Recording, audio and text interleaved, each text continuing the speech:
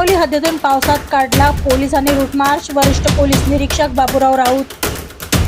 शहरात गणेश उत्सवाला सुरुवात झाली आहे, तसेच आगामी काळात ईदही आहे। दोन्ही सण उत्साहात व शांततेत साजरे करण्यात यावे यासाठी काचमौली हद्दीतून आज 10 सप्टेंबर रोजी दुपारी 4 वाजता रिमझिम पावसात काचमौली पोलिसांनी रूट मार्च काढला।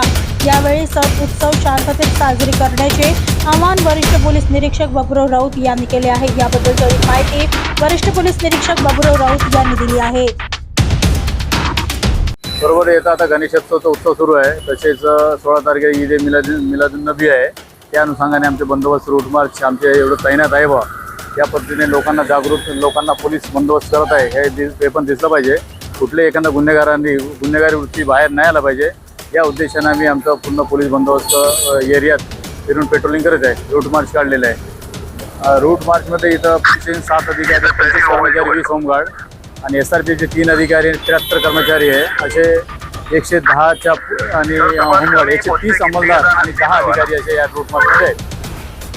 संदेश लोकांनी आपलं त्योहार आहे ते शांततेने सेलिब्रेट करावं, त्या उद्देशाने आम्ही बंदोबस्त आहे तुमच्या सुरक्षेसाठी हे आम्ही त्यांना जाणीव करून देतो। एखादा गुंडगिरी बदमाशी करणार असेल तर त्यांना एक धडा शिकवू, या पद्धतीचा आमचा निषेध राहील। बरोबर आहे, त्यांचा एक अंदाज घेतला आम्ही, त्या पद्धतीने आम्ही विनाशत्रेने आम्ही निघालो। आम्हाला पावसाने पण साथ दिला, रिमझिम पाऊस आहे, त्याच्यामुळे आम्ही या रूट मार्च करिता रवाना झालो आणि सुरू आहे।